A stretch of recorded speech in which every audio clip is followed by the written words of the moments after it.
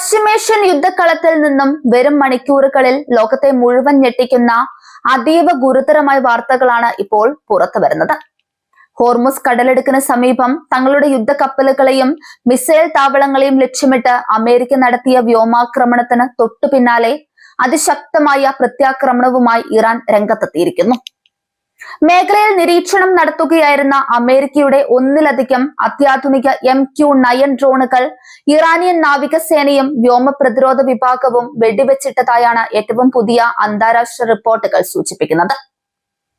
അമേരിക്കയുടെ അഭിമാനമായ കോടിക്കണക്കിന് രൂപ വിലമതിക്കുന്ന നിരീക്ഷണ ആക്രമണ ഡ്രോണുകൾ തകർന്നതോടെ പെന്റഗൺ കടുത്ത പ്രകോപനത്തിലാണ്. ഇറാനിയൻ മണ്ണിൽ നിന്ന് തങ്ങളുടെ വ്യോമാസ്തികൾക്ക് നേരെ ആക്രമണം ഉണ്ടായതോടെ US സെൻട്രൽ കമാൻഡ് അതീവ മാരകമായ ബോംബർ വിമാനങ്ങളും മിസൈലുകളും ഉപയോഗിച്ച് ഇറാന്റെ ഉള്ളറകളിലേക്ക് പ്രത്യാക്രമണം വ്യാപിപ്പിച്ചു. ഇരു വിഭാഗവും ഒരു ഇഞ്ച് പോലും പിന്നോട്ട് പോകാൻ തയ്യാറാകാതെ പരസ്പരം മിസൈലുകൾ വർഷിക്കാൻ തുടങ്ങിയതോടെ ഹോർമുസ് കടലിടുക്കിന്റെ ആകാശം യുദ്ധവിമാനങ്ങളുടെ ഇരമ്പലാൽ മുഖരിതമായിരിക്കുകയാണ്. ഇറാന്റെ തന്ത്രപ്രധാനമായ നഗരങ്ങളിലെല്ലാം ഇപ്പോൾ കടുത്ത ആന്റി എയർക്രാഫ്റ്റ് ഗുണങ്ങളുള്ള ഗർജനവും വലിയ സ്ഫോടന ശബ്ദങ്ങളുമാണ് കേൾക്കുന്നത്. അമേരിക്കൻ യുദ്ധവിമാനങ്ങളെ പ്രതിരോധിക്കാൻ ഇറാനിയൻ സൈന്യം എല്ലാ പ്രവിശ്യകളിലും വ്യോമ പ്രതിരോധ സംവിധാനങ്ങൾ സജീവമാക്കിയിട്ടുണ്ട്. രാത്രി മുഴുവൻ നീണ്ടുനിന്ന വെടിവെപ്പുകളും മിസൈൽ വിക്ഷേപണങ്ങളും ഇറാനിലെ സാധാരണ ജനങ്ങൾക്കിടയിലും കടുത്ത പരിഭ്രാന്തി സൃഷ്ടിച്ചിരിക്കുകയാണ്. ലഭ്യമാകുന്ന വിവരങ്ങൾ പ്രകാരം ഇറാന്റെ പ്രധാനപ്പെട്ട 5 പ്രവിശ്യകളിലാണ് ഒരേ സമയം വലിയ തോതിലുള്ള സൈനിക നീക്കങ്ങളും സ്ഫോടനങ്ങളും റിപ്പോർട്ട് ചെയ്യപ്പെട്ടിട്ടുള്ളത്.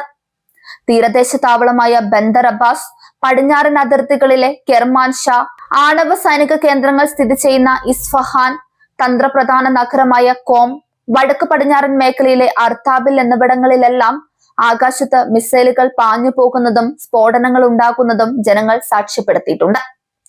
തങ്ങളുടെ പ്രധാന നാവിക താവളമായ ബന്ദർ അബ്ബാസിന് സമീപമുള്ള മിസൈൽ ലോഞ്ചിംഗ് കേന്ദ്രങ്ങൾക്ക് നേരെ അമേരിക്ക നടത്തിയ ആക്രമണമാണ് ഇറാനെ കടുത്ത പ്രതികാര നടപടികൾക്ക് പ്രേരിപ്പിച്ചത്. ഈ മേഖലയിൽ വെച്ചാണ് അമേരിക്കയുടെ 2 ഡ്രോണുകളെങ്കിലും ഇറാനിയൻ മിസൈലുകൾ തകർത്തതെന്നാണ് പ്രാദേശിക മാധ്യമങ്ങൾ റിപ്പോർട്ട് ചെയ്യുന്നത്.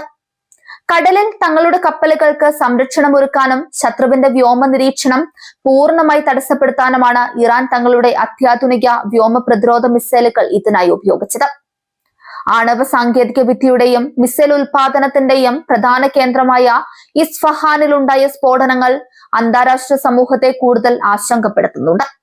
ഇവിടുത്തെ സൈനിക ഗവേഷണ കേന്ദ്രങ്ങളെയും ഭൂഗർഭ മിസൈൽ സംഭരണശാലകളെയും ലക്ഷ്യമിട്ടാണോ അമേരിക്കൻ ബോംബറുകൾ എത്തിയത് എന്ന കാര്യത്തിൽ ഇനിയും വ്യക്തത വന്നിട്ടില്ല. എങ്കിലും ഇസ്ഫഹാനിലെ ആന്റി എയർക്രാഫ്റ്റ് സംവിധാനങ്ങൾ നിരന്തരമായി വെടിയുതിർക്കുന്ന ദൃശ്യങ്ങൾ ഇറാനിയൻ സോഷ്യൽ മീഡിയകളിൽ വ്യാപകമായി പ്രചരിക്കുന്നുണ്ട്. മതപരമായും രാഷ്ട്രീയമായും അതീവ പ്രധാനമുള്ള കോം നഗരത്തിലും അതിർത്തി മേഖലയായ കെർമാൻഷായിലും വലിയ തോതിലുള്ള സൈനിക നീക്കങ്ങളാണ് നടക്കുന്നത്. ഈ നഗരങ്ങൾക്ക് സമീപമുള്ള ഇസ്ലാമിക് റവല്യൂഷണറി ഗാർഡ് കോർപ്സിന്റെ താവളങ്ങളിൽ നിന്ന് ഒന്നിനു പിറകെ ഒന്നായി മിസൈലുകൾ വിക്ഷേപിക്കുന്നതായാണ് റിപ്പോർട്ടുകൾ. അമേരിക്കൻ വിമാനങ്ങൾ തങ്ങളുടെ ആകാശത്തേക്ക് പ്രവേശിക്കുന്നത് തടയാൻ അതിർത്തികളിൽ ഇറാൻ കനത്ത വ്യോമ കവചമാണ് ഒരുക്കിയിരിക്കുന്നത്. ഇറാനിയൻ മാധ്യമങ്ങൾ തങ്ങളുടെ സൈന്യത്തിന്റെ വിജയങ്ങളെ വലിയ രീതിയിലാണ് ആഘോഷിക്കുന്നത്. അമേരിക്കയുടെ അത്യാധുനിക ഡ്രോണുകളെ തകർത്തത് തങ്ങളുടെ മിസൈൽ സാങ്കേതിക വിദ്യയുടെ കരുത്താണെന്ന് അവർ അവകാശപ്പെടുന്നു. ശത്രുരാജ്യം എത്ര വലിയ ശക്തിയാണെങ്കിലും തങ്ങളുടെ പരമാധികാരത്തെ തൊട്ടുകളിച്ചാൽ ഇനിയും കനത്ത തിരിച്ചടി നൽകുമെന്നാണ് IRGC കമാൻഡർമാരെ ഉദ്ധരിച്ച് പ്രാദേശിക റേഡിയോകളും ടെലിവിഷനുകളും റിപ്പോർട്ട് ചെയ്യുന്നത്. എന്നാൽ ഈ കനത്ത നാശനഷ്ടങ്ങളെ കുറിച്ചും ഡ്രോണുകൾ തകർന്നതിനെ കുറിച്ചും അമേരിക്കൻ പ്രതിരോധ വകുപ്പായ പെന്റഗൺ ഇതുവരെ ഔദ്യോഗിക സ്ഥിരീകരണങ്ങൾ നൽകിയിട്ടില്ല. എങ്കിലും മിഡിൽ ഈസ്റ്റിൽ നിലയുറപ്പിച്ചിരിക്കുന്ന US ഫോഴ്സുകൾ അതീവ ജാഗ്രതയിലാണെന്ന് US സ്രോതസ്സുകൾ വ്യക്തമാക്കുന്നുണ്ട്. തങ്ങളുടെ സൈനികർക്ക് നേരെയുണ്ടായ ഏത് ആക്രമണത്തെയും ഇല്ലാതാക്കാൻ ആവശ്യമായ എല്ലാ സന്നാഹങ്ങളും ഒരുക്കിയിട്ടുണ്ട്. യുദ്ധക്കളത്തിൽ നിന്ന് പുറത്തുവരുന്ന ഓരോ പുതിയ വാർത്തകളും പശ്ചിമേഷ്യയിൽ ഒരു വലിയ പ്രാദേശിക യുദ്ധം പൊട്ടിപ്പുറപ്പെടുമെന്ന ഭീതി ഇരട്ടിയാക്കുകയാണ്. ഒരു ചെറിയ ജലപാതയിലെ സംഘർഷത്തിൽ നിന്ന് തുടങ്ങി ഇപ്പോൾ ഇറാന്റെ 5 പ്രധാന പ്രവിശ്യകളിലേക്ക് യുദ്ധത്തിന്റെ തീപ്പൊരി പടർന്നിരിക്കുന്നു. ഇത് കേവലം അമേരിക്കയും ഇറാനും തമ്മിലുള്ള പോരാട്ടമായി അവശേഷിക്കില്ലെന്നും മേഖലയിലെ മറ്റ് രാജ്യങ്ങളായ Israel, Saudi Arabia, Syria, Yemen തുടങ്ങിയ രാജ്യങ്ങളെ കൂടി ഇതിലേക്ക് വലിച്ചിഴയ്ക്കുമെന്നും ഉറപ്പാണ്. ഇറാന്റെ സഖ്യകക്ഷികളായ യമനിലെ ഹൂതികളും ലബനനിലെ ഹിസ്ബുള്ളിയും ഈ സാഹചര്യത്തിൽ അമേരിക്കയ്ക്കും ഇസ്രയേലിനും നേരെ പുതിയ ആക്രമണ മുന്നണികൾ തുറക്കാൻ സാധ്യതയുണ്ടെന്നാണ് പാശ്ചാത്യ ഇന്റലിജൻസ് ഏജൻസികൾ മുന്നറിയിപ്പ് നൽകുന്നത്.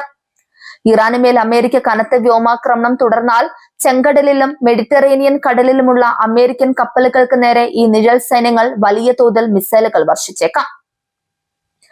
ആഗോള എണ്ണ വിപണി ഈ വാർത്തകളോട് അതീവ ആശങ്കയോടെയാണ് പ്രതികരിക്കുന്നത്. ഹോർമുസ് കടലിടുക്കൽ യുദ്ധം മുറുകുകയും ഇറാന്റെ ഉള്ളിലേക്ക് ആക്രമണം പടരുകയും ചെയ്തതോടെ എണ്ണവിലയിൽ വൻ കുതിച്ചുചാട്ടമാണ് പ്രവചിക്കപ്പെടുന്നത്. സൗദി അറേബ്യയും UAEയും തങ്ങളുടെ എണ്ണ ഉൽപാദന മേഖലകളുടെ സുരക്ഷ വർദ്ധിപ്പിച്ചിട്ടുണ്ട്. യുദ്ധം നീണ്ടുപോയാൽ ലോകമെമ്പാടും കടുത്ത ഇന്ധന പ്രതിസന്ധിയും സാമ്പത്തിക മാന്ദ്യവും ഉണ്ടാകുമെന്ന ഭയത്തിലാണ് അന്താരാഷ്ട്ര സമൂഹം.